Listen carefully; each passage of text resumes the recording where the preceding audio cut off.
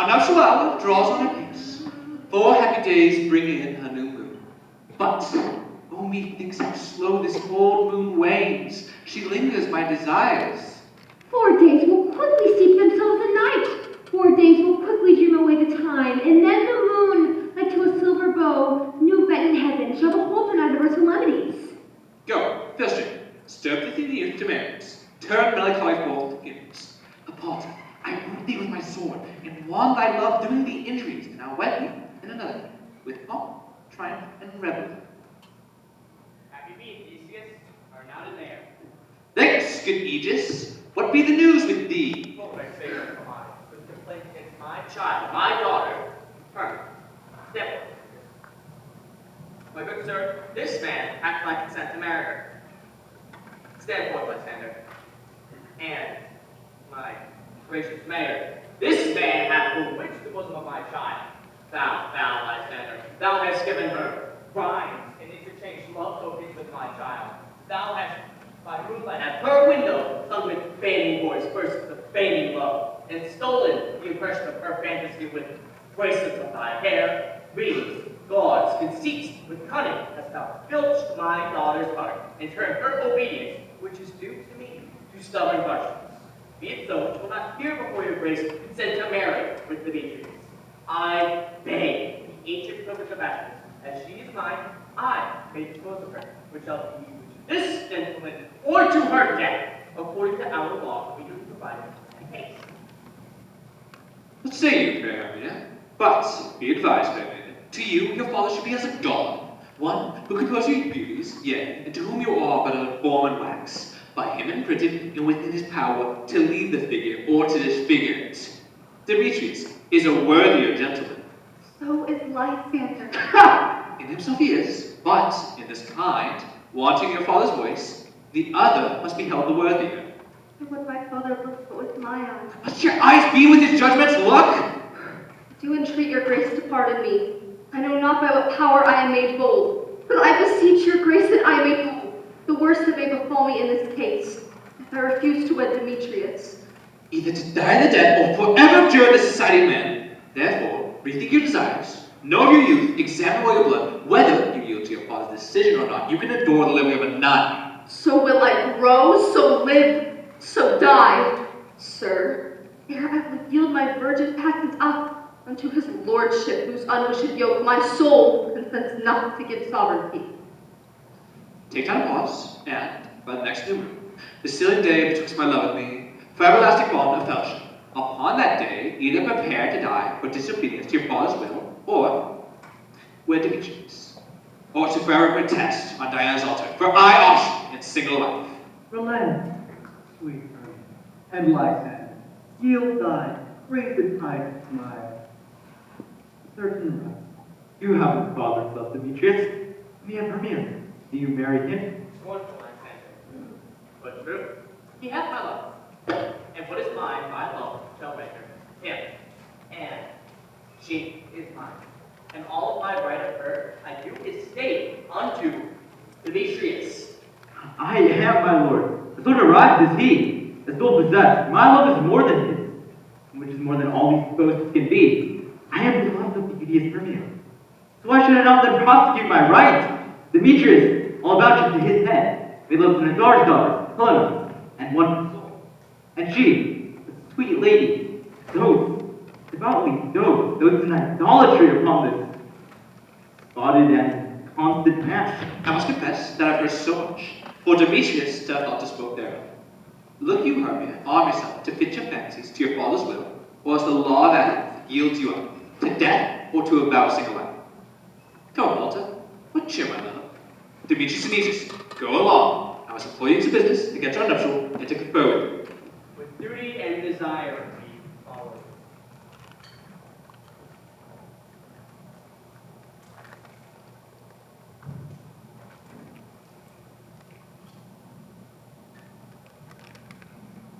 Now, my love, why is your cheek so pale?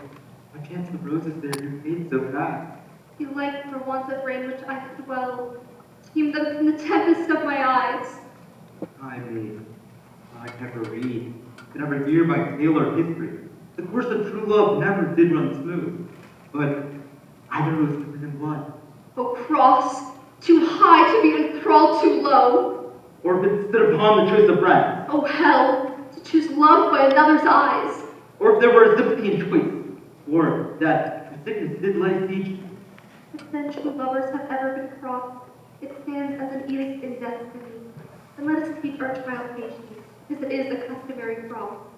But those who love exalts and dreams and sighs, wishes and fears, forfeit and followers. A good persuasion, therefore hear me, Hermia.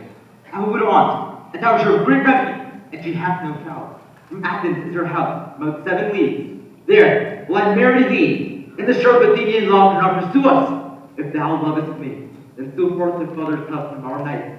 And in the wood, while he was at the town, where I did meet thee once with Helen, did observe the morn of May. There will I stay for thee. My good Lysander, I swear to thee by Cupid's strongest bow, by his best arrow with the golden head, and thou more than ever men have wrote, in number more than ever woman spoke. In that same place thou hast appointed me. Tomorrow truly will I eat with thee. You promised, well. Look, here comes Helena. Godspeed, fair Helena. Whither away? Call you me fair? That fair again unsay. Demetrius loves your fair. Oh, happy fair! Your eyes are lodestars, and your tongue sweet air, more tunable than lark to shepherd. Wheat is green when hawthorn buds appear. Sickness is catching, oh, favor so. Yours would I catch, fair Hermia, ere I go. My ear should catch your voice, my eye your eye, my tongue should catch your tongue's sweet melody.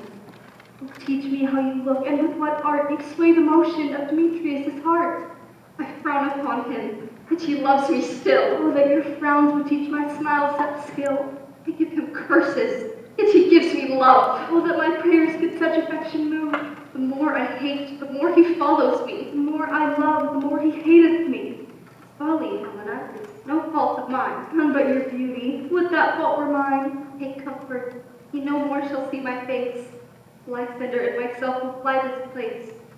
Before the time I did Lysander see, seemed Athens as a paradise to me.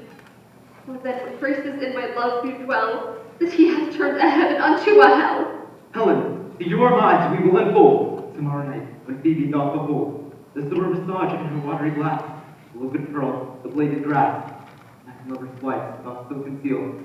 Through Athens' gates we have devised to steal. And in the wood where often you and I, upon faith from rose beds were wont to lie, emptying our bosoms of their counsel sweet, there my Lysander and myself will meet.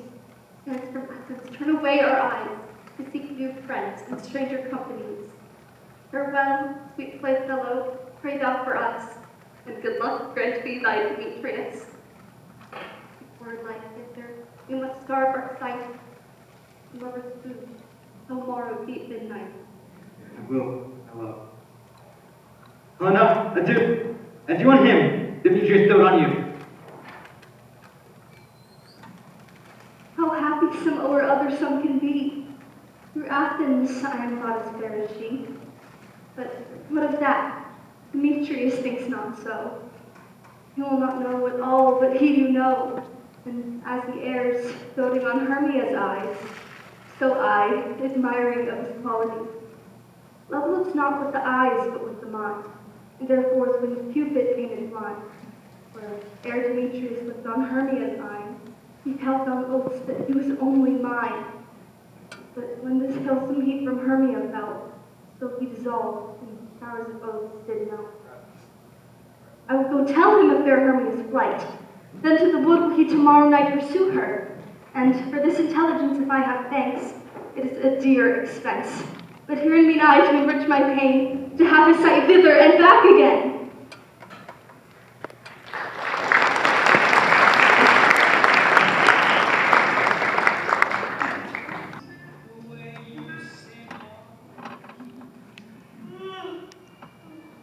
Is all our company here? You are meant to clothe them generally, man by man, according to the script. Here is the scroll of every man's name thought fit through all Athens to form an hour interlude before the mayor and the dame on his wedding day and night. First, good Peter, say what the play treats on. Then, go forth and name the actors Then grow to a point. Mary, our play is the most lamentable comedy and most cruel death of Pyramus and Thisbe. A very good piece of work, I assure you, and very merry. Now, each question. Both of the actors by the scroll. Answer as I call you. Nick Bottom the Weaver. Ready? The name what part-time for? You, Bottom, are set down for Pyramus. What is Pyramus? A lover or a tyrant? Lover that kills himself most gallant for love.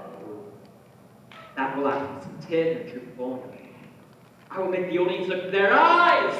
I will loose storms. The raging rocks and shivering shocks shall break the locks of prison gates, and vivid stars shall strike from afar and make and mar the foolish fates. This was lofty. This is was Spain a tyrant Spain. I love this more. Now we'll the rest of your place. Flute, the bellows mender. Here, Peter. You, flute, shall take Thisbe upon. What is this be, a wandering knight? It is the lady that Pyramus must love. Nay, faith, let not me play a woman, for I have a beard coming. That's all. You shall play the mask, and you may speak as small as you will. Oh, and I can play Thisbe too. I will speak in a demonstrative voice. Thisbe, Pyramus, thy lady dear, No. You must play Pyramus. And flute, use Thisbe. Well, proceed. Starveling the tailor. Here, Peter Quince.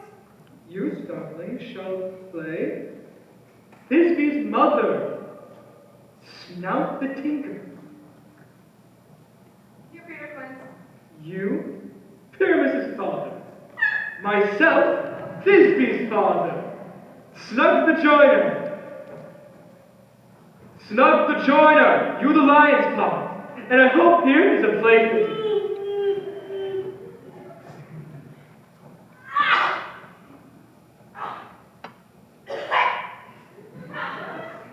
Have you the lines for written? Give it me.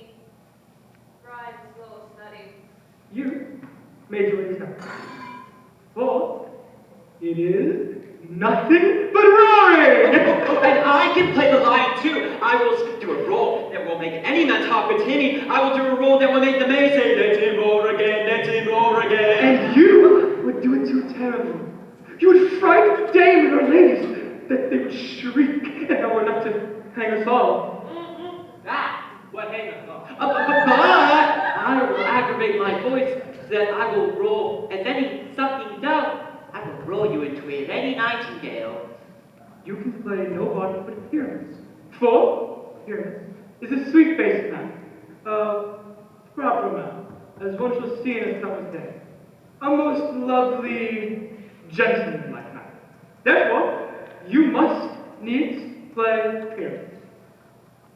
Well, I will undertake it, but bid best I play it in. Why, what you will. Could you discharge it in your straw-colored beard, your orange tawny beard, your purple-colored beard, your French crown beard, your perfect yellow?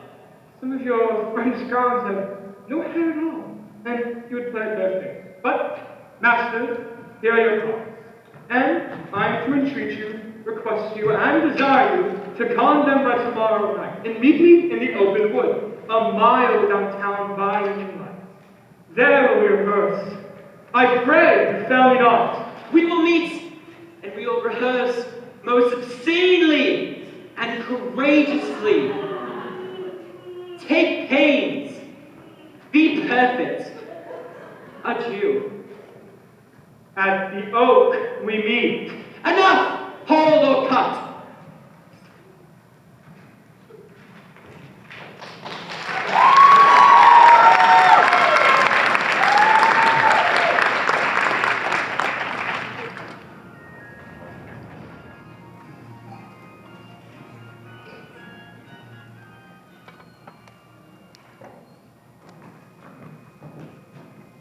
How now, spirit? whither wander you? Over hill, over dale, through bush, through briar, over park, over pale, through flood, through fire. I do wander everywhere, swifter than the moon's sphere. And I serve the fairy queen to do her orbs upon the green. I must go seek some dewdrops here and hang a pearl in every cowslip here. Farewell, thou love of spirits, I'll be gone. Our queen and all her elves come here anon. The king doth keep his revels here tonight. Take heed the queen come not within his sight, for Oberon is passing fell and wrath, because that she, as her attendant, hath a lovely baby stolen from a faraway king. She never had so sweet a changeling, and jealous Oberon did have a child, knight to the strain, to trace the forest wild.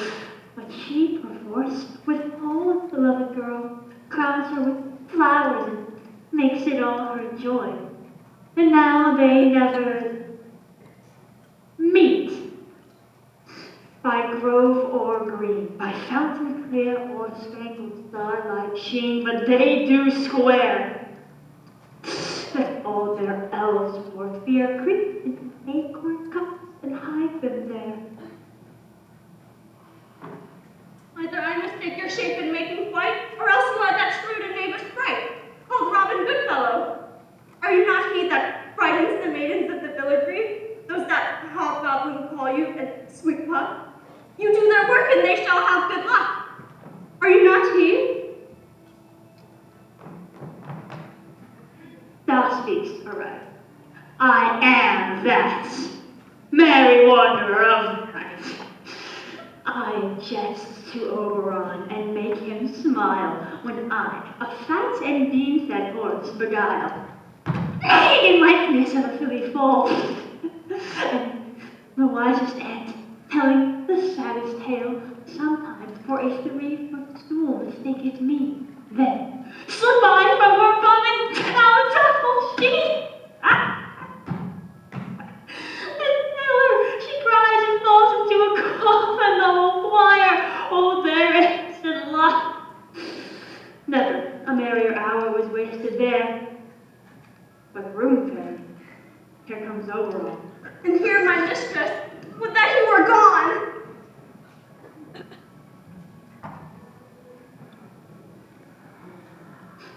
Ill met by moonlight, proud Titania. What, jealous Oberon? Fairy skip hence, I forsworn his bed and company. Tarry, rash wanton, am I not thy lord? Then I must be thy lady. Why art thou here, come from the farthest seat? But that forsooth the bouncing Amazon, your busking mistress and your ward of the Theseus wedded. And you come to give their bed joy and prosperity?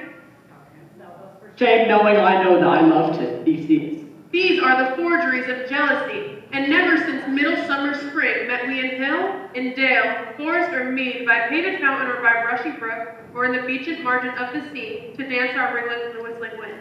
Contagious fogs which falling in the land hath every pelting river made so proud that we have overborne their continent.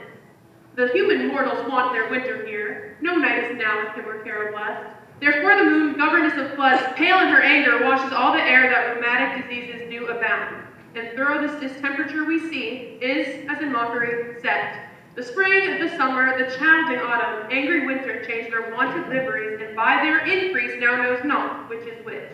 And this same progeny of evils comes from our debate, from our dissension. We are their parents and original. Do you mend it then? Why should Titania cross her Oberon? I do but beg a little child to be my kinsman. Set your heart at rest. The fairyland buys not the child of me. Her mother was a votress of my order in the spicy air by night. But she, being mortal, of that baby did die. And for her sake do I rear up her baby. And for her sake I will not part with her. How long this would intend you to stay? Perchance till after Theseus' wedding day. If you will dance patiently in our round and see our moonlight revels, go with us. If not, shun me, and I will spare your haunt.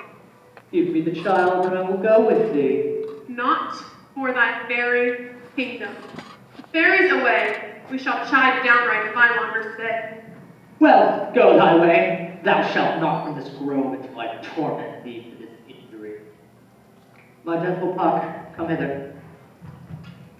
Thou rememberest once I sat upon a promontory and heard a mermaid on a dolphin's back uttering such dulcet and harmonious breath that the rude sea grew civil at her song, and certain stars shot madly from their spheres to hear the sea maid's music. I remember that very time I saw that thou couldst not between the cold moon and the earth, Cupid all armed, a certain aim he took at a fair vessel grounded by the west. Yet, marked I where the bolt of Cupid fell. It fell upon the little western flower, before milk white, now purple with love's wound, and made it to call it love in idleness. Fetch me this flower, the herb I showed thee once. The juice of it on sleeping eyelids lay will make man or woman badly dote upon the next live creature that it sees. And be thou here again ere the Leviathan will leave. I'll put a girdle around down the earth in 40 minutes. Having once this juice, I'll watch Titania when she is asleep and drop the liquor of it in her eyes.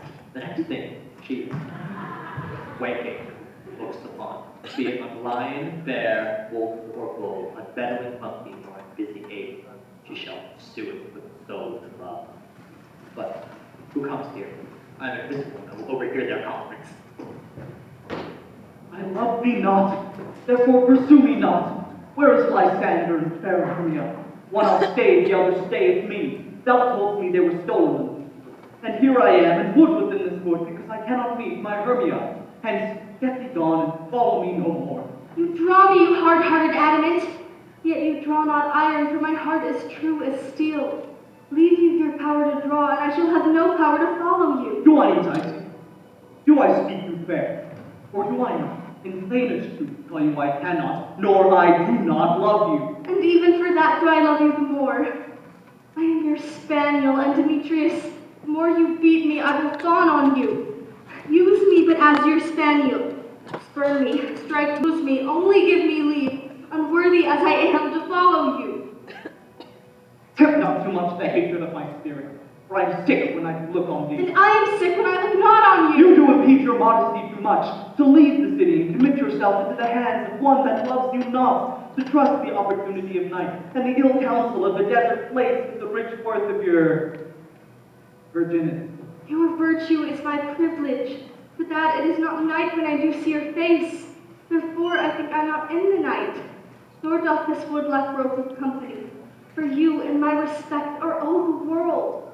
Then how can it be said I am alone when all the world is here to look on me? I'll run from thee and hide thee in the brakes, and leave thee to the mercy of the wild beasts. The wildest hath not such a heart as you. Run when you will, the story shall be changed.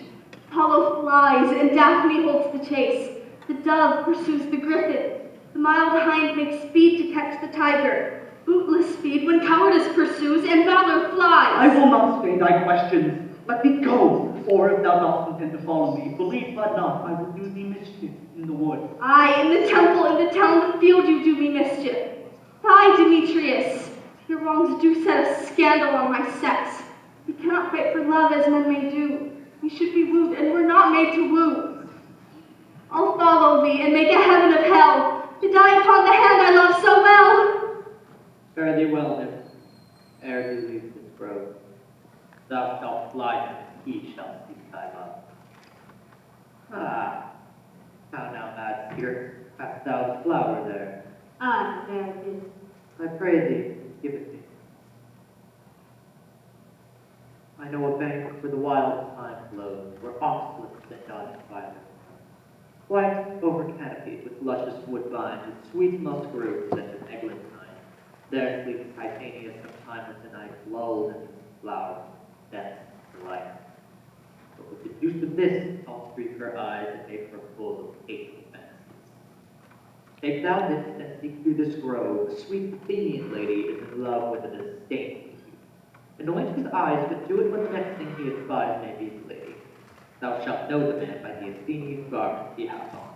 Affect it with some care, that he may prove more fond of her than she upon her love. And, look thou, meet me ere at the first cock crow. Fear not, my lord, your servant shall do so.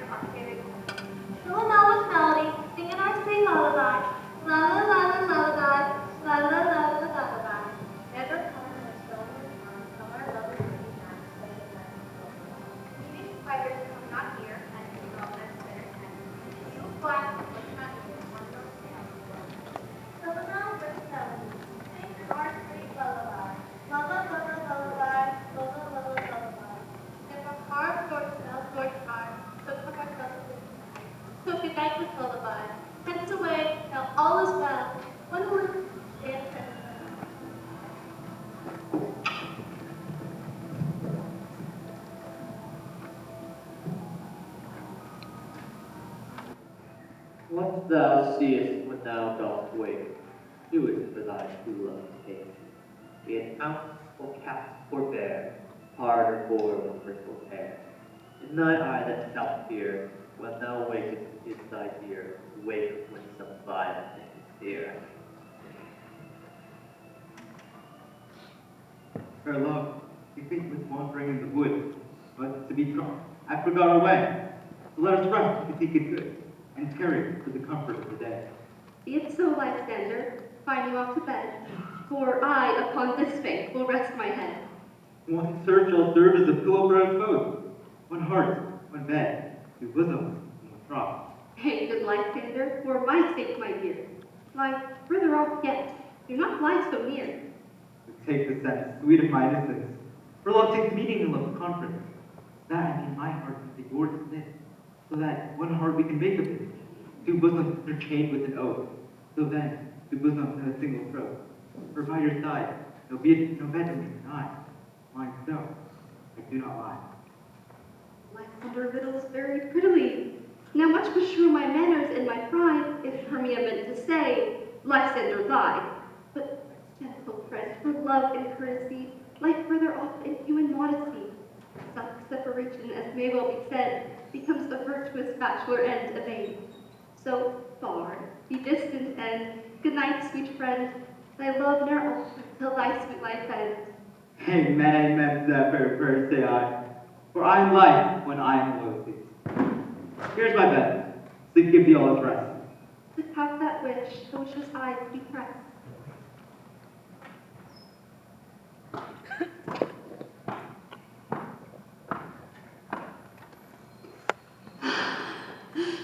Through the forest hath I gone, but, Athenian, found not none, or whose eyes might I have moved this flower forth in staring love.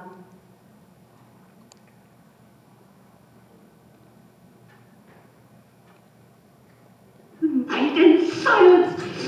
Who is here? Weeds of Athens he doth wear. This is he. My master said, despised the Athenian maid. And here the maiden, sleeping sound on the dank and dirty ground. Pretty soul, she durst not lie near this black love, this kill courtesy. Sure, upon thine eyes I throw all the power its charms offer. When thou wakest, let love forbid, sleep is steep on thine eyelid. So wake when I am gone, for I must now to overrun.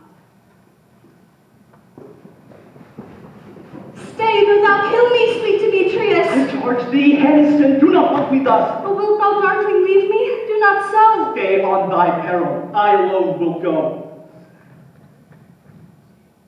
Oh, I am out of breath in this fond chase. The more my prayer, the lesser is my grace. Happy is Hermia, where she lies. She hath blessed and attractive eyes. How came her eyes so bright? Not with salt tears. If so, my eyes are oftener washed than hers. No, I am as ugly as a bear. For beasts that meet me run away for fear. But who is here? Lysander on the ground, dead or asleep. I see no blood, no wound. Lysander, if you live, good sir, awake.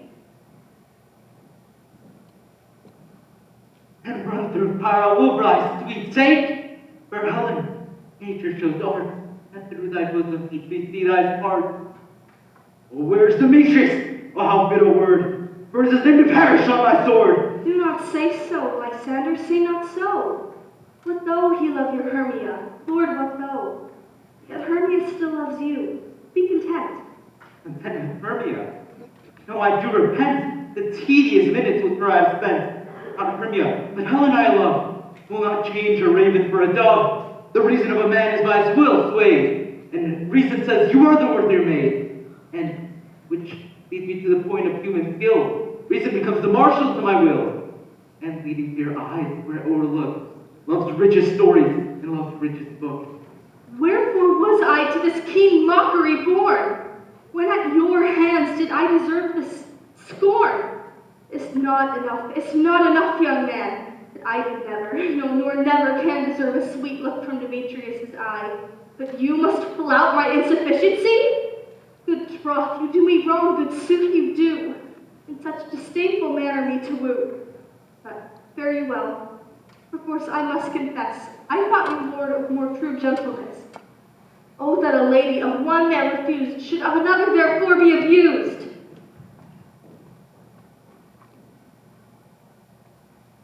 She sees not Hermia. Hermia sleeps out there. Never mayest come Lysander near, for it being a serpent of the sweetest things, the deepest loathing to the stomach brings. All be hated but most of me, who would rest all her powers and all her might, to honor Helen, and I'll be her knight. Help me, Lysander, help me. Do thy best to pluck this crawling serpent from my breast. I for pity, but a dream was here. Lysander, look how I do quake with fear. Lysander? What's removed? Lysander, sir! What? The hearing? Gone? No sound, no word? Alack, where are you? Speak, and if you hear, speak of all loves. I swoon almost with fear. No? Then I well perceive you are not nigh. Either death or you, I'll find immediately.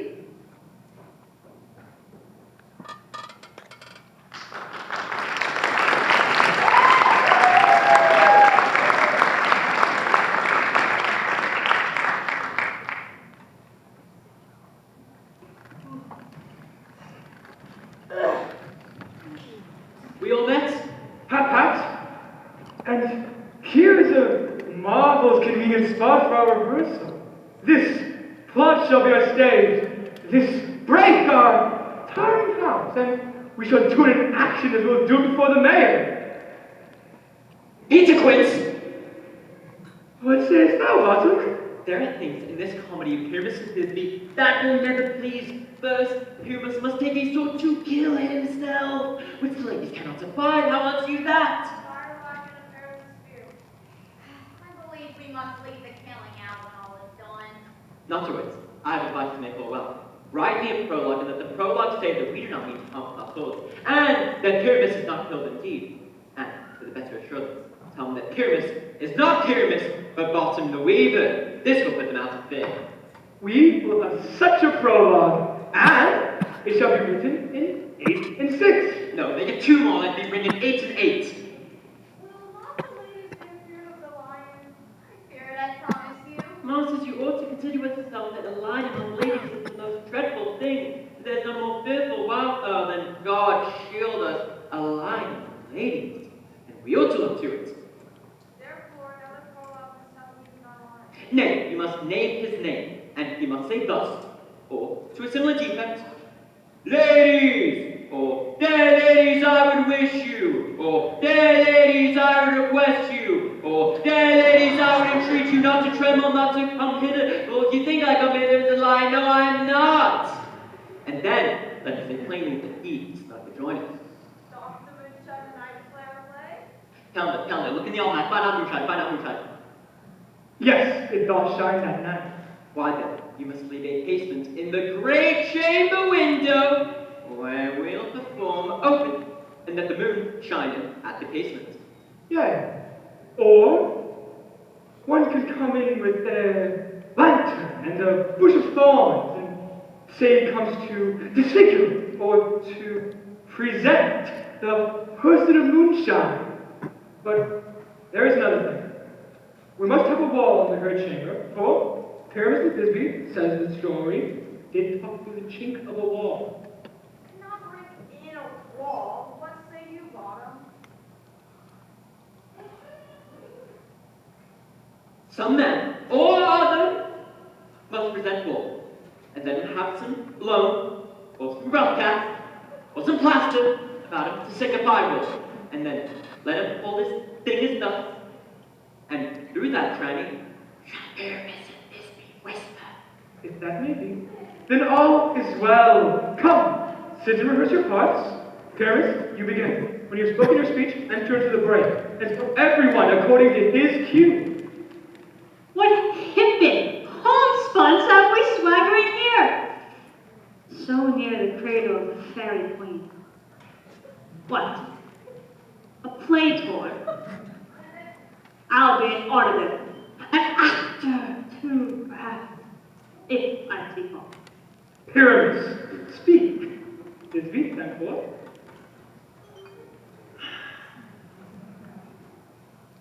Thisbe, the flowers of odious savor sweet. Odor.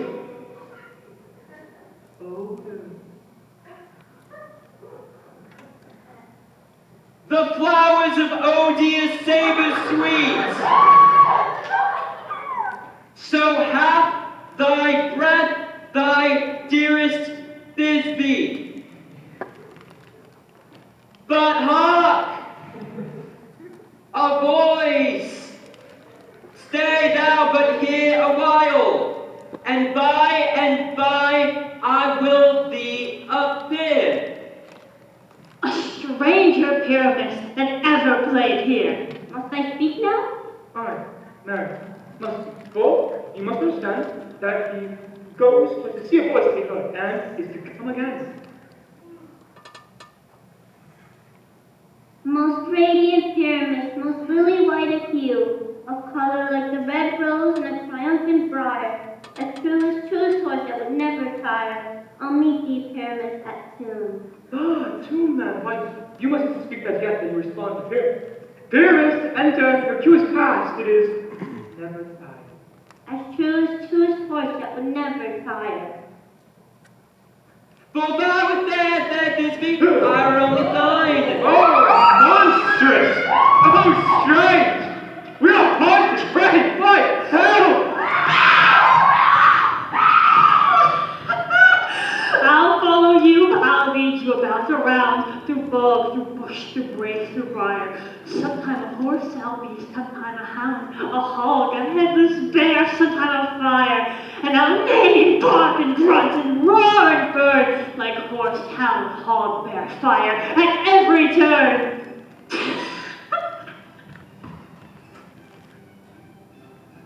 Why did they run away from me?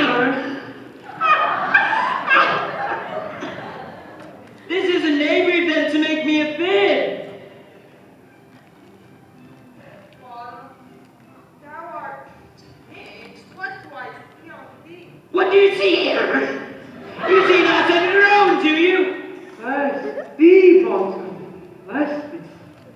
Thou art translated. I see their name. This is to make an house of me to frighten me if they could, but I will not stir from this place, do what they can. I will walk up and down here, and I will sing, and I will show them that I am not afraid. The usual cock so black of hue, the orange star bill. The blossom with his note so true, the wren with little quill. What angel wakes me from my flowery bed? The finch, the sparrow, and the lark, the plain song cuckoo pray. The note for many a man doth mock, that dare not answer nay. For who would set wit so full of bird? Who would give the bird this line when we cry cuckoo never so? I pray thee, gentle mortal, sing again. My ear is much enamored to thy shape, though as my ear is broad of thy nose. And thy fair virtues force for force doth move me, on the first view, to say, to swear, I love thee.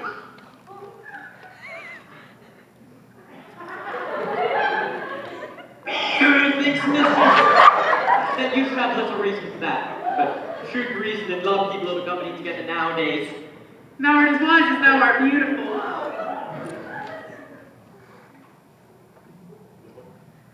Not so neither. For if I'd wit to get me out of this wood, I'll have not served thine own turn. Out of this wood do not desire go. Thou shalt remain here whether thou wilt or no. I am a spirit of no common rate. The summer still doth tend upon my fate. And I do love thee, therefore go with me.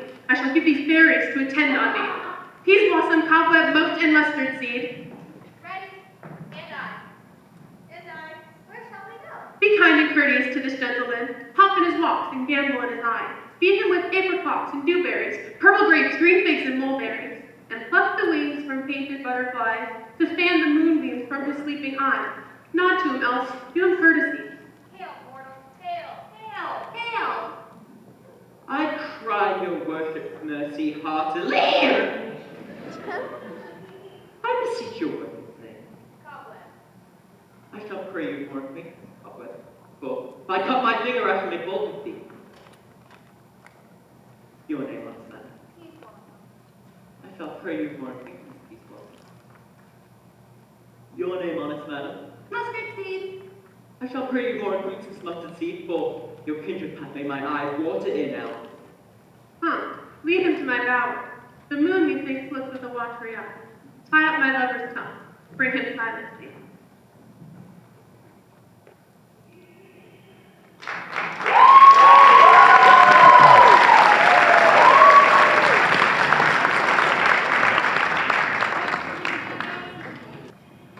I wonder if Titania be awake or what came upon her eye when she must doze on stray. Here comes my messenger. How now, mad spirit? My mistress with a monster is in love! There took her close and consecrated bower, while Titania was in her dull and sleeping hour, a crew of hatchet, rude mechanicals, who were for bread upon clean salt, were met together to rehearse a play intended for great Theseus' wedding day. The shallowest, thick-skinned of that barren sort, who dared presented in their sport, forsook his seed and entered in a break. When I did at him this advantage take, and at his no I fix it on his head. Anon, this Thisbe must be answering, when at his sight away his fellows fly, leaving sweet Pyramus translated there, and murder cries and help him Athens calls. When, at that moment, Titania winked, and straightway loved an axe. This falls out better than I could devise, but did thou latch the Athenian side with the love juice as I did bid thee do? I took him sleeping, that is finished too, and the Athenian woman by his side, for when he wake of course she must be eyed. Then close, this is the same Athenian. This the woman, but not this the man. Oh, why rebuke you him that loved you so? Lay bread so bitter on your bitter foe. Now I but chide, but I should use thee worse. For thou, I fear, hast given me cause to curse. Thou hast slain Lysander in his sleep. He o'ershoes in blood, plunge in the deep, and kill me too. Cannot be that thou hast murdered him. So should a murderer look, so dead, so great. So should the murderer look, and so should I, pierce through the heart with your stern cruelty. Yet you, the murderer, look as bright, as clear as yonder Venus in her glimmering sphere. What's this to my Lysander? Where is he? Oh, good Demetrius, wilt thou give him me? I'd rather give his carcass to my hounds. Ouch, dog! Ouch, cur! Thou drives me past the bounds of maiden's patience. Hast thou slain him then? Henceforth be never numbered among men. Oh, once tell true even for my sake. Hast thou looked upon him being awake? And hast thou killed him sleeping? You spend your passion on a misprized mood. I am not guilty of Lysander's blood, nor is he dead, for all I can tell. I pray thee, tell me then that he is well. And if I could, what should I get there for? Privilege never to see me more, and from thy hated presence part I so. See me no more, whether he be dead or no. There's no following for him to spear's fame. Here, therefore, for a while this will remain.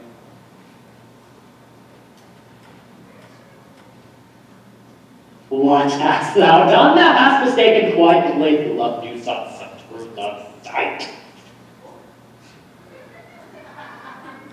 out of the wood, go swifter than the wind, that Helena of Athens look back on. By some illusion brings her here, I'll charm his eyes against she do appear.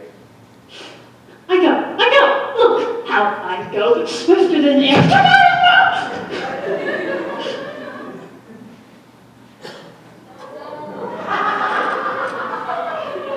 Flower of this purple dye, itched Cupid's artery, sink an apple of his eye.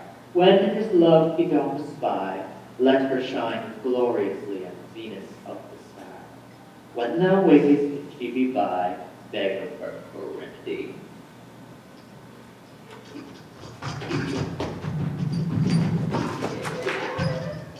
King of our fairy band, Helena is here at hand, and the youth mystified me, pleading for us for speed. Shall we their fond pageant see? Lord, what fools these mortals be! That close, the noise they make will cause Demetrius to awaken. And then two at once we were one. That must needs be sport alone, and those things do best please me that follow posthumously.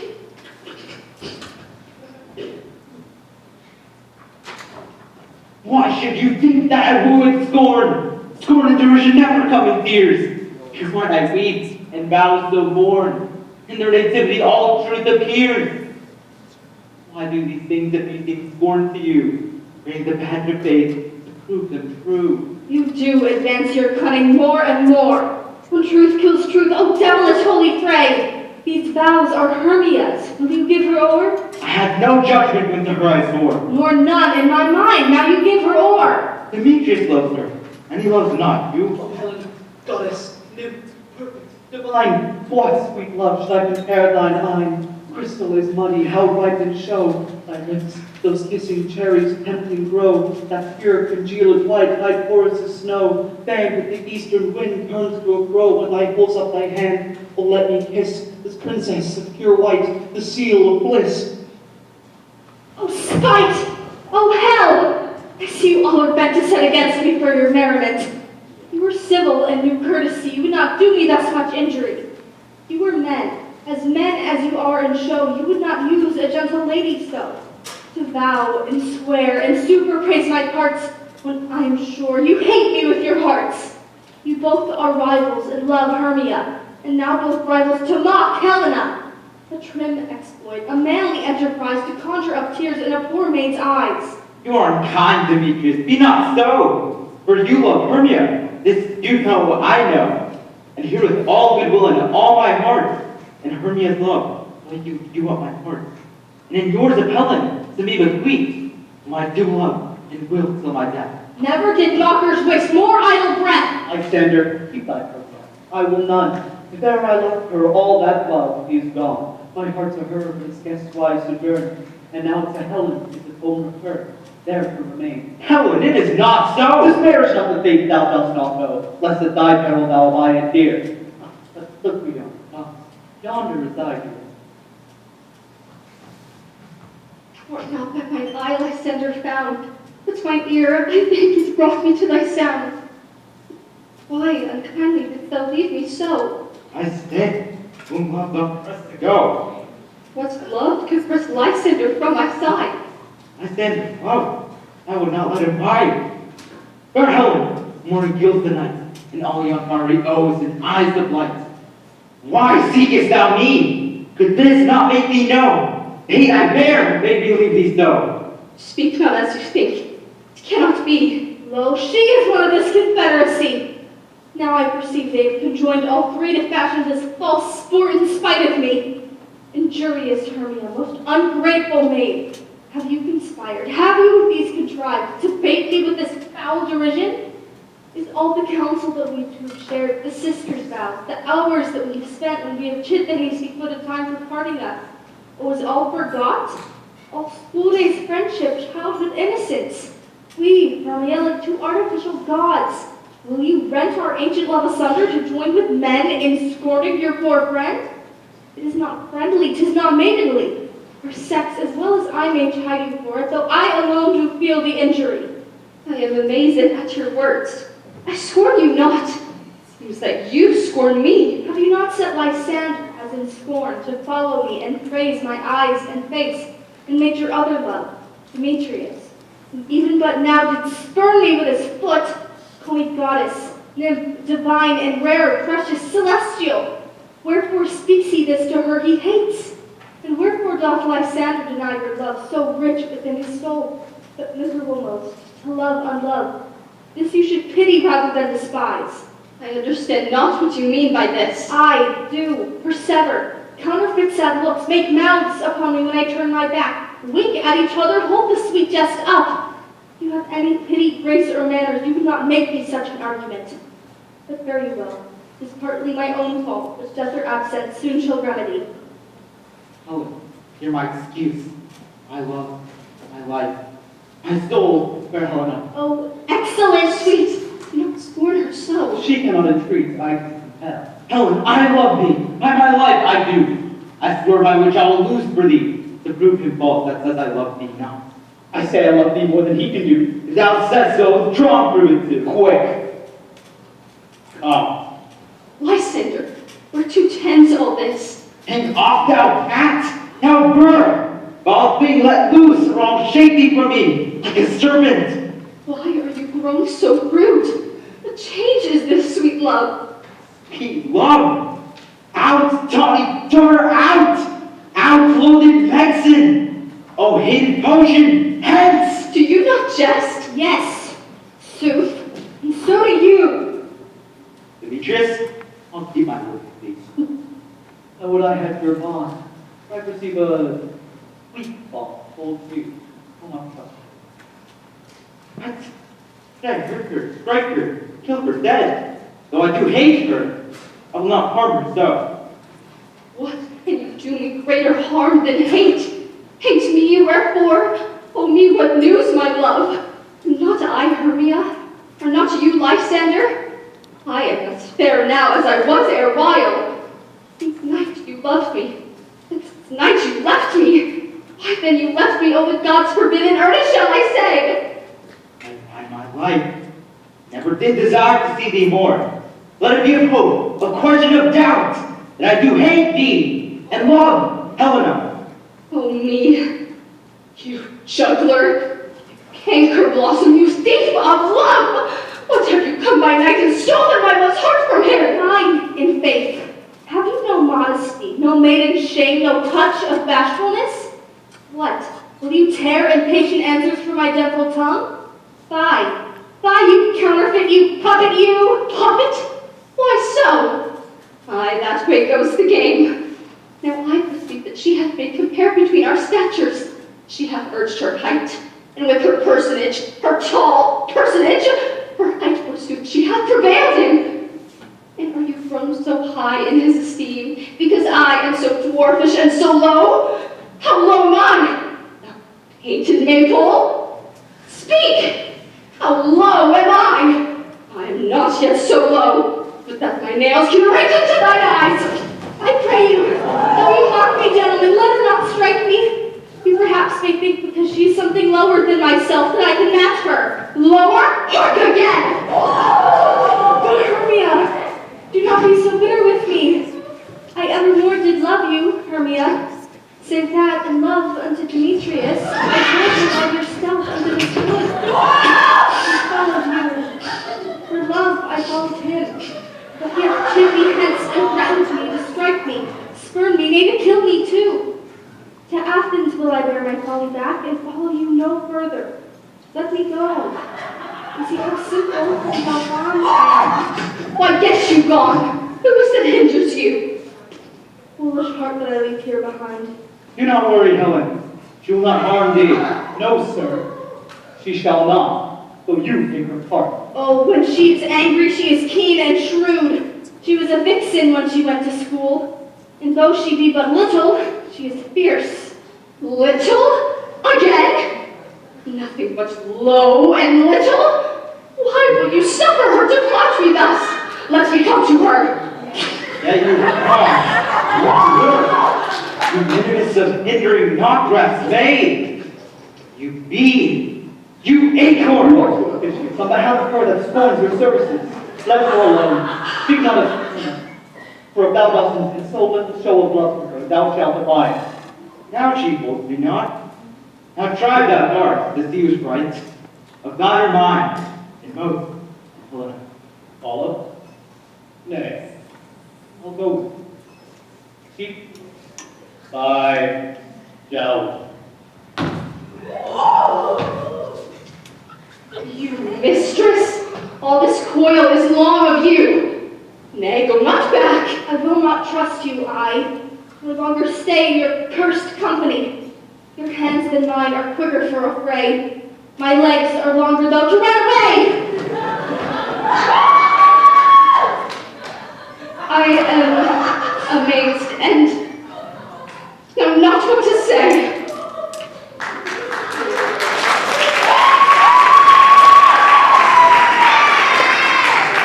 This is thy negligence still thou committest thy neighbor's willfully. Believe me, king of shadows, I mistook. Does thou tell me not that I should know the man by the Athenian garments? Never. And so far am I glad it did so sort, as their jangling I esteem us for. Thou seest these lovers seek a place to fight, I therefore run it. Overcast the night. Thy starry welkin cover thou anon with drooping fog, black as our room. And lead these testy rivals so astray, as one comes not within another's way, till o'er their brows with death counterfeiting sleep, with leaded legs the batty wings doth creep. Then crush this herb till I tender's eye, whose liquor hath this virtuous property to take thence all error with its might, and make his eyeballs roll with wonted sight. When they next wake, all this derision shall seem a dream, and fruitless vision. Very Lord, this must be done with haste, as night swift dragons cut the clouds full fast. They willfully themselves exile from light and make eye concord with black browed night. But we are spirits of another sort then. I, in the morning's love, have oft made sport, and like a forester, the grove made red, even till the eastern gate all fiery red, opening on Neptune with fair blessed beams, turns yellow gold the salt green streets.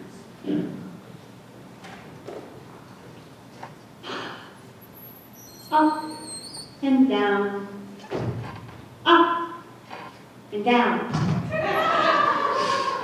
I shall lead them up and down. I am feared in field and town. God will lead them up and down. Here comes one. Where art thou, proud Demetrius? Speak thou now! Here, villain, drawn and ready. I'll be with thee straight. Follow me, then, to plainer ground. Lysander, speak again, thou runaway, thou coward, art thou fled? Speak, in some bush, where dost thou hide thy head? Art thou coward, bragging to the stars? And will not come? Does thou lookest to the bushes for wars? Come thou recreant, come thou child, I'll whip thee with a rod. Yea, art thou there? Come hither, I'm here.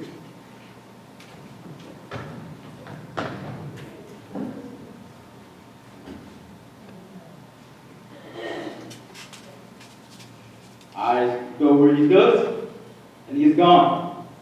I follow where he follows, and then he is gone. Still it's much lighter field than I. Faster I followed, faster did fly. Then, moving in mine a dark uneven way. Gentle day. For this villain shows but a bit of his great life. I'll find him and revenge this fight.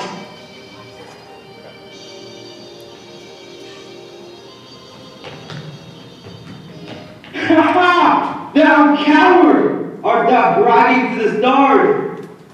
Abide me, if thou darest. While I walk, thou comest before me, shifting every place, and darest not stand or look me in the face. Where art thou now? Come hither. I'm here. Nay then, thou mockst me. Thou shalt find a spear, if ever I thy face by daylight see. Oh, go thy way. Fingers constraineth me to lay out my length on this cold bed. Thy days approach. Look me this. Oh, weary night. Oh, long long and tedious night. Fate thy hours, trying comfort from the east, bear me back to Athens by daylight, with me so my poor company content. And sleep sometimes shuts up sorrow's eye. Heal me a while, my own company.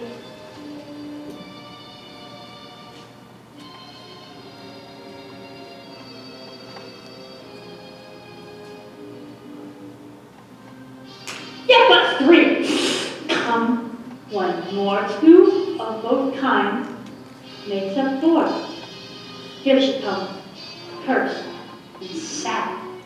Cupid is a knavish lad, thus makes poor females mad. Never so weary, never so in woe. I can no further crawl, no further go. My legs can keep no pace with my desires.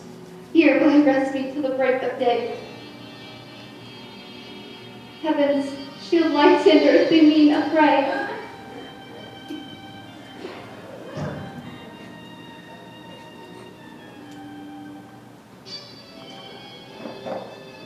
Sleep sound on the ground. I'll apply to your eye. Gentle lover remedy. When thou wakest, thou takest true delight in the sight of thy former lady eye. And the country proper shall be known, but every man shall take his own. Jack shall have Jill, none shall go ill. The man shall have his mare again, and all shall be well.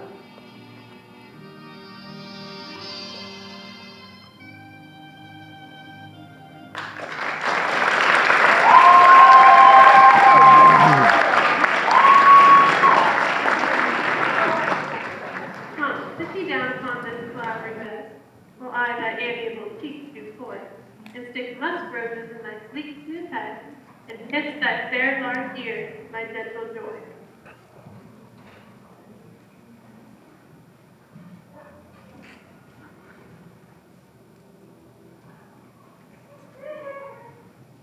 Where's Peace Blossom? Scratch my head, Peace Blossom.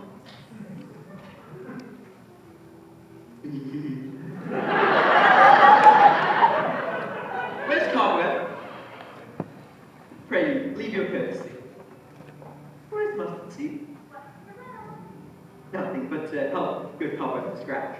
For I am marvelously hairy about the face, and I must to the barbers. For I am such a tender ass. For if my hair do tickle me, I must scratch.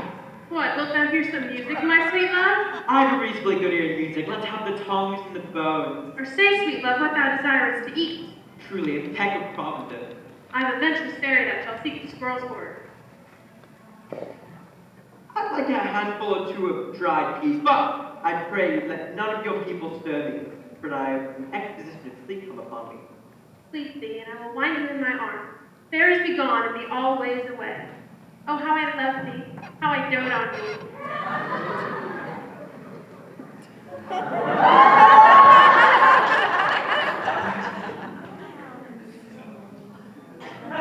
Seest thou this sweet sight?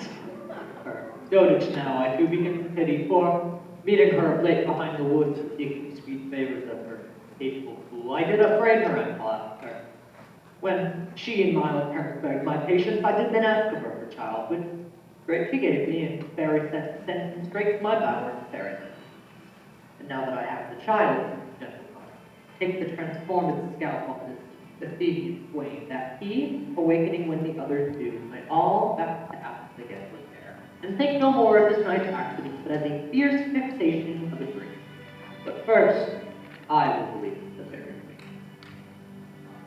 Be as thou wast wont to be, see as thou wast wont to see. Dian's bud, Cupid's flower, hath such force as blessed power. Now my Titania, wake you, my sweet queen. My, Oberon, what visions have I seen? Methought I was enamored of an ass. There lies your love. Oh, how came these things to pass? Oh, how mine eyes do loathe his visage now. Silence a while. Robin, take off his head. Titania, music call, strike more dead. Music, oh music that does that torment sleep. When thou wakest with thine own fool's eyes, peace. Come, my queen, take hands with me and rock the ground whereon these sleepers be. Now thou and I are new and empty. Tomorrow midnight solemnly we will dance in Duke Theseus' house triumphantly. There these three pairs of lovers be, wedded to Theseus in all joy. Fair king, attend and mark, I do hear the morning lark. And then my queen in silence sad, leaves the globe to compass new, swifter than the wanderers move. Come, my love, and in our flight, tell me how it came this night, that I sleeping here was found, with these mortals on the ground.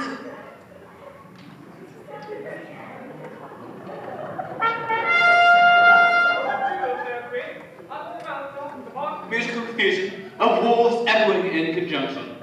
I never heard so musical a discord, such sweet thunder.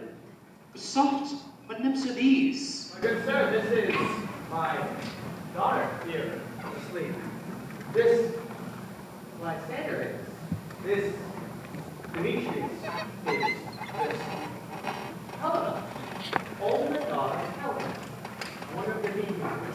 No doubt they came to observe the wretched day, and, hearing our intent, came in grace of our solemnities. But, speaking of this, is this not the day that Hermia gave answer to her choice? It is, sir. Then go! Wake them with the horns!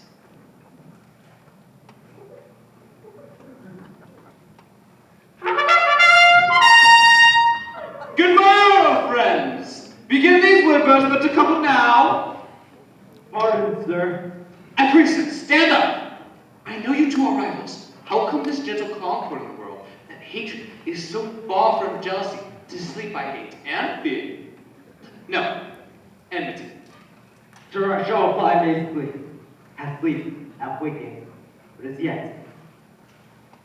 Though I cannot truly say how I came here, I'll reply as truly as I would. Hither. I came with Hermia, and our intent was to live in Athens, where we might escape the peril of the Athenian law. Enough, good sir. Enough. They would have stolen away. They would. Demetrius, thereby have defeated you and me. You of your wife, me of my consent. Of my consent that she should be your wife. Sure! Fair Helen told me of herself, of this their purpose hither on this wood, and I, in theory, is her follower. Fair Helen in fancy followers me. But sir, I want not my love now. Before some power appears, my love for Hermia seems melted as the snow. Seems to me now the remembrance of some idle god of my childhood I did dote upon. And now all the virtues, the faith, pleasure of mine eyes, the object of my heart, only Helen. To her, sir, I was betrothed ere I saw Hermia, and now I shall look for it, long for it, and forevermore be true. Fair lovers, you are fortunately met. Of this discourse we will hear not. Aegis, I was over by your will, for in the temple, with us by and by, these lovers shall eternally be knit. Away with us, to Athens! Come on, Walton. These things seem small. Methinks I see these things with parted eye, and everything seems double. So many things.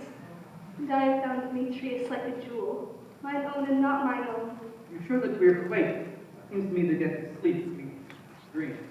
Is not the marriage of here and bid to follow him? Yea, and my father, and Hippolyta. He did bid us both to the temple. Why, that's 3 awake. So let us go. Along the way, we can recount our dreams.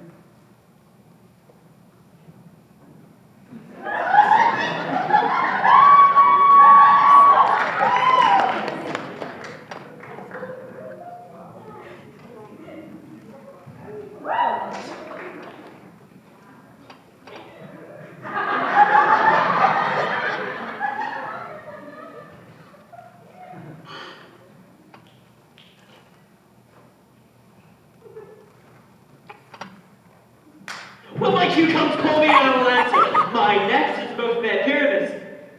Beach quince, snug, stout, stoutly, stolen me hence and left me asleep. But I had a most rare vision. One past the wit of what any man can think. But that is an ass to go about to expound his dream. Methought I was and methought I has, but there's no man that can tell what. Methought I had, but man's a patch of fool if he go about to think what I was. I will get Peter Quince to write a ballad of this, and I shall call it Bottom Tree, because it hath no bottom. And heard that to make it the more gracious, I shall sing it at the latter end, at the lady's death.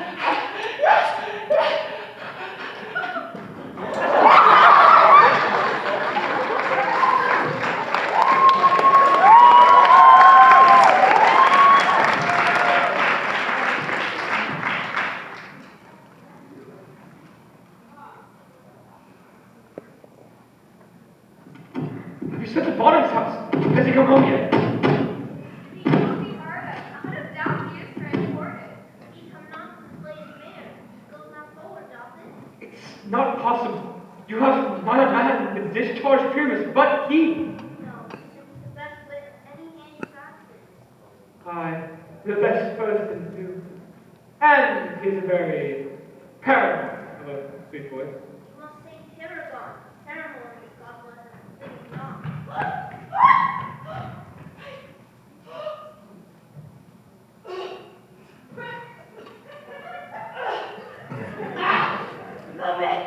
The mayor! The mayor! Come into the temple. 2 or 3. There's a man. Mary! Oh, sweet Bully Bottom, this has not 6 pence a day in his life. Where are these clowns? Where are their hearts? Bottom! Oh, most courageous day! Oh, most happy hour!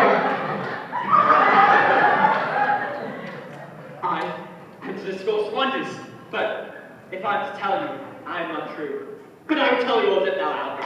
Let us hear, sweet Bottom. Not a word of me, for the man hath done.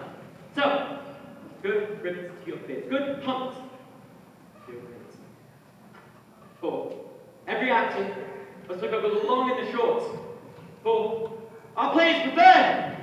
So, let this be have clean linen, and let you play the lion, not parents' claws, because I have no doubt they shall hang about the lion's claws. And, dear actors, eat no onion nor garlic. We are to utter sweetbread. For I have no doubt that they shall call it a sweet comedy. No more words. Away, go away!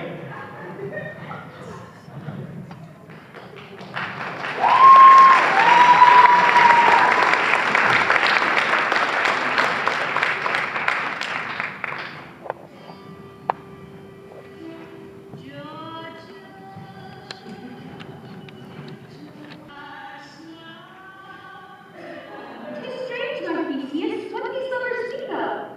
More strange is true. I can never believe these antiquated, these fairy toys. Lovers and man have such seething brains, such sharpening axes that apprehend more than glories can never comprehend. The lunatic, the love, and the poet are imagination, all compact. But all the stories of night told over, and all their minds transfigured so together, more witnesses than fancy images, engrossed to something of great constancy, however so strange and admirable. Take the lovers, for joy to friends join, friendship love accompany your hearts. More than to us, we can row water. Reward, revenge. Come now, first straight. Come on, what matters? What dance? How shall we wear away the long age of 3 hours between our after supper and bedtime?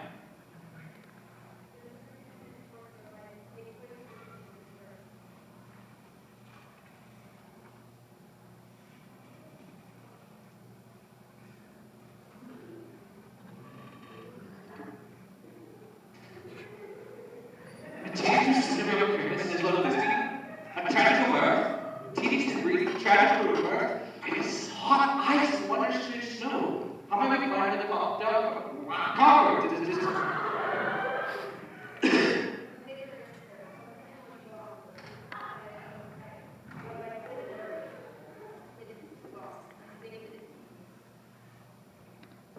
What time is that?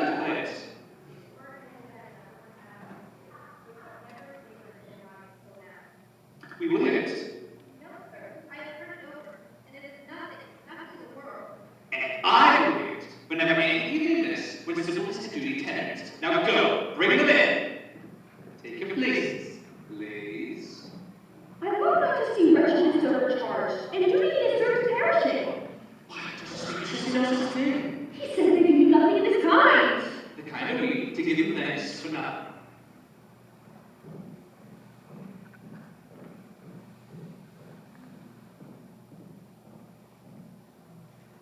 So please, Rob, prolong his address.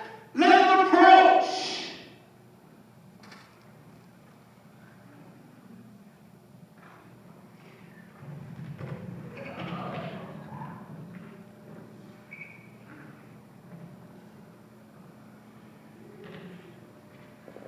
If we attempt it is hard will, as you should think, we come, not with them, but with goodwill, to show our simple skill that is the true beginning of our end.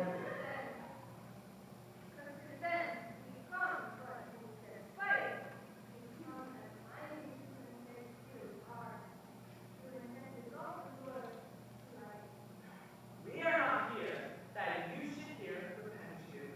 The authors are at hand, and by their show you shall know all there is to know. This fellow does not stand upon points. Indeed, they have played out this prologue like a child on a recorder. Like a thing on the page. Nothing is fair, and all is sort. Who is next? Gentle, perchance you wonder about the show, but wonder on. This man is appearance, if you know. This beauteous lady is dear servant. Well, that vile law which is evil lovers thunder, and through walls cheap, full souls, their content whisper like no man wonder. This man was lantern, dog, was a door, breathed moonshine.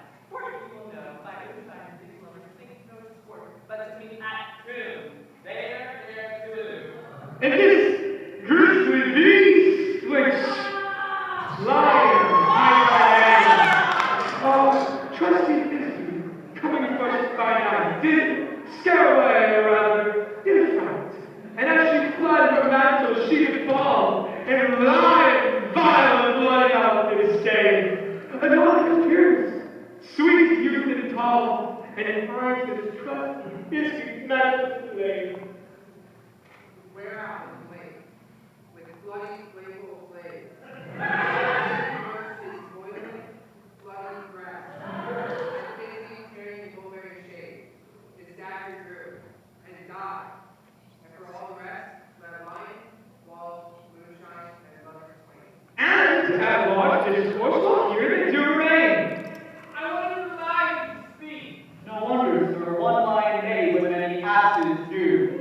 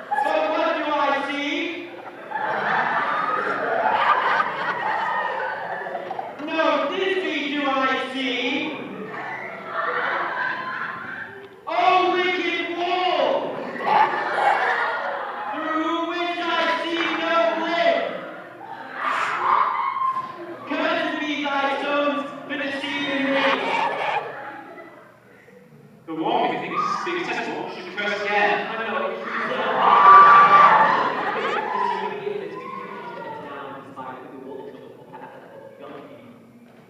Oh Lord, without clear my nose can find out their fairness to me. The fearless walk and kiss myself, that goes mine hair doesn't be. Ah! I see a voice! Now will I to the king!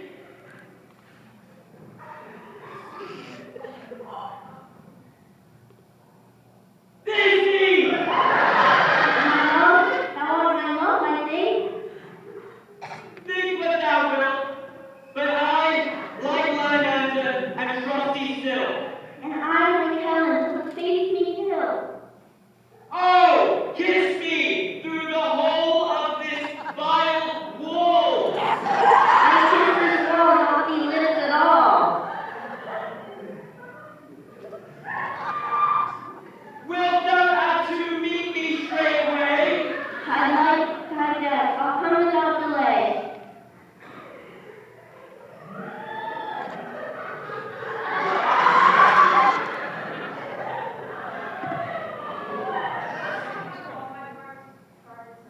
And being done, thus away walked off Will.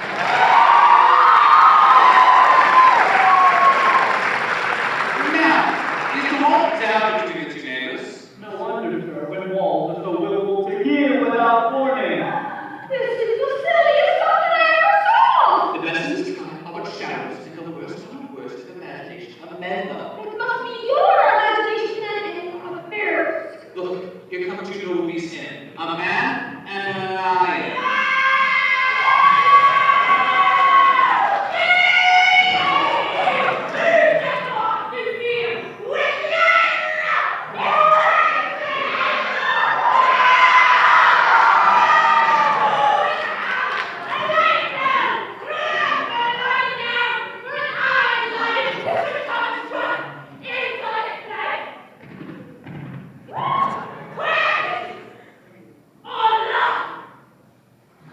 Good gentlemen, and the good qualities. We're best of the beast, sir. There I saw. Mine is a very rock for his valor. True, and a goose for his discretion. And so, sir, when his valor cannot carry him to his breath, Leave it to his discretion, and let us listen to the moon. And Lawrence off the horn and moon presents. he should have his horn on his head. Shut up! This lanthorn saw the horn and moon presents. I, myself, the man in the moon who seems to be. This is the greatest air of all the rest. The man should put it to the land. How is it else the man in the moon? I will weary this moon would change. It sees by her small gesture that she is in the way. But, because in reason, all time was saved the time. Proceed. All that I have to say is to tell you that the lanthorn is the moon. I myself, the man, is the moon. This thorn brush, my thorn brush. This dog, my dog. But all these are in the moon, but silence.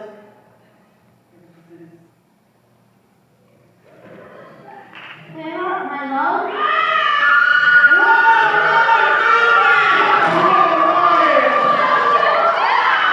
Well, mouthed lion.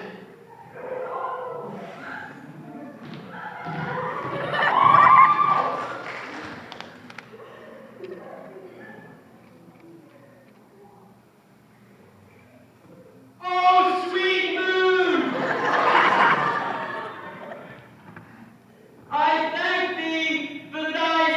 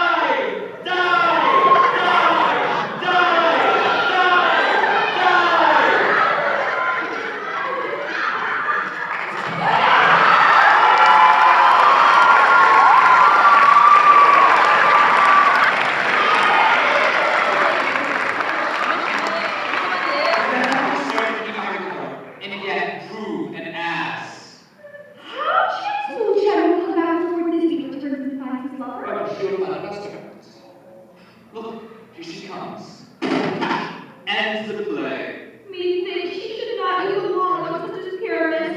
I hope she will be brave. A noble from the balance for which Pyramus with his people be better. Keep her man on water. Keep her over. God bless her. She's already spotted it into we know. And thus fidelity. Asleep, my love? What? Dead, my dove? Oh, Pyramus, arise! Speak, speak, quite dumb. Dead, dead! The two must cover those sweet eyes, those cherry lips, those gilly nose, yellow pouted cheek, are gone! Lovers make moan. Tongue, not a word. Come, trusty sword, my breast and reel. Farewell, friends, adieu, adieu, adieu.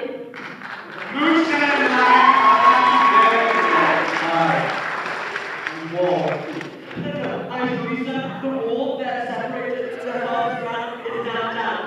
Would it let you take that block, or maybe No, I'm ready. The eye?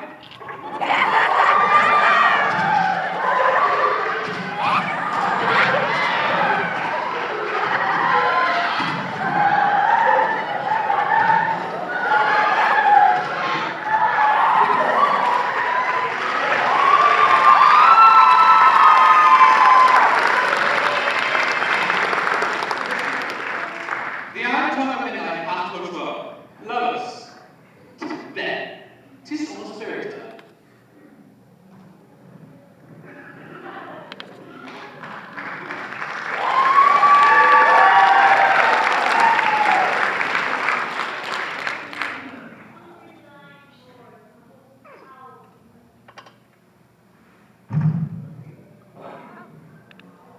And we fairies do run by a triple Pegasus scheme, following the presence of the sun from darkness let it free. Now frolic not a mouse, do disturb this hallowed house. Through this house see glittering light of a dead and threatening fire. Every elf and fairy sprite offers light and burn bright. Sing this ditty after me, sing and dance with me. Hand in hand with fairy birds, will we sing and bless this place. Now until the break of day, through this house be fairies stray. For the best bride bed will we, which by us shall blessed be. And the issue there creates ever shall be so fortunate. Trip away, make no stay, meet me all by break of day.